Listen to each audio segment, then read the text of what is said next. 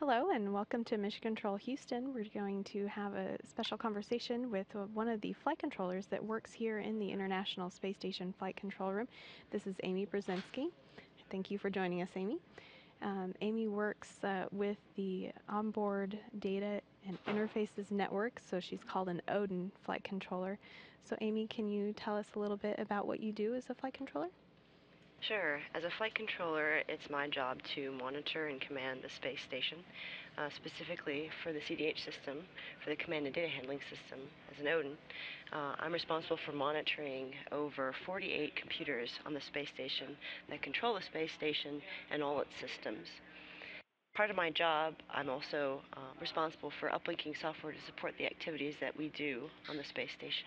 And also I'm responsible for moving data around the space station and bringing it also certain pieces of data down to the ground through special data dumps. Okay, and the computer setup on board the space station is sort of, everybody thinks of your desktop computer that you have, but also the space station is run by computers. So those are a lot of the computers that you're monitoring, right? Right, so it's a little bit different from what you think of at home as your computer. They're actually like boxes, and there's over, like I said, over 45 of them. And then the crew interfaces with them through laptops. So when you look at a computer, sometimes we call them MDMs. That's a multiplexer, demultiplexer. It's our fancy way of saying computer.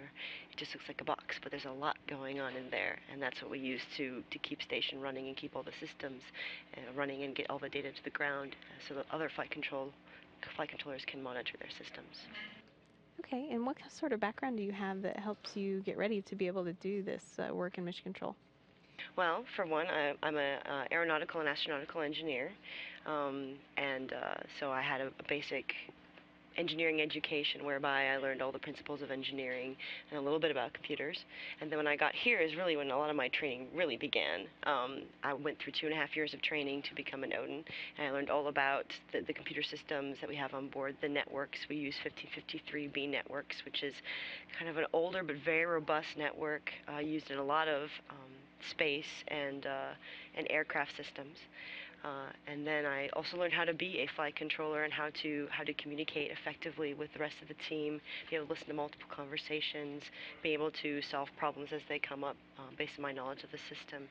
So I think my background education definitely helped me in engineering, and then when I came here, I really learned a lot about computers and the system on board. Is your position in mission control the similar setup as many of them, where they have a back room where you learn how to do specific areas and then come to work in the front room, we call it? That's right. So when I started out as what we call a Raven, and that's the backroom for Odin. And it's the Resource Avionics Networks Engineer. We use a couple letters there to make Raven. And I started out there, and that's backroom is really the systems expert. So I learned to become an expert in the system and understand how all the different software and the different computers work, because it's all different, and understand how to do the job. And then eventually I moved into the front room and kind of learned more about the other systems and how the computer system interfaces with them, so then I could better address failures with the team.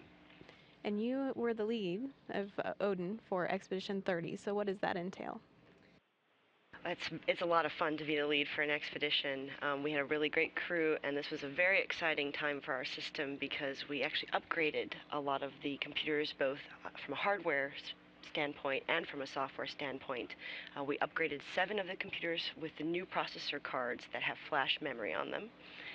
So that's a pretty big upgrade. We have a lot more processing power now. And then on top of that, we actually changed the software on a little under almost half of the computers on board. So it was a very dynamic time, and it was me and, of course, a lot of people that I work with in my group as a team were able to execute these activities. And the crew was essential. I mean, they are our hands and our eyes up there. So they actually performed the card changes. They had to take out the computers, open them up, take out the old card, put in the new card, put it back into the rack, and then we would activate the computer and check it out. So it was very dynamic, and we're very excited about the changes, and it was a very, very good increment. And all of it went well, it sounds like? All of it went very, very well, yes. Lots of planning and very good execution, very smooth. And from what I understand, it's the most transitions that we've done in a certain time period. That's right. So in total, we had on the U.S. computers 4 software transitions, and that's a record for the most ever done in an increment. We also transitioned beyond the computers a piece of equipment that does routing of fiber optic type data, fast, high data rate information. So we had transitions to that as well. And then our international partners also had some notable software transitions. The Russians did a transition with their computers and upgraded the software, and our ESA friends did as well. So lots of new software. And that all is to help the space station stay up to speed and work better and support all of the research that we're focusing on now, right? That's absolutely right. One of the big changes we made is we did that hardware change out for our payload computers, and that increases the ability to do more science and get more science data on station. So the science community and the research community was very excited about that. And will you be watching the landing overnight?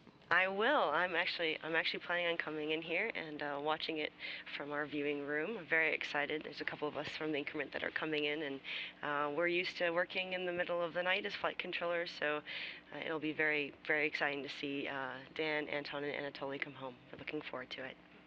Well, thank you, and congratulations on the successful increment, or expedition as we call it, and thanks for telling us more. Thank you very much.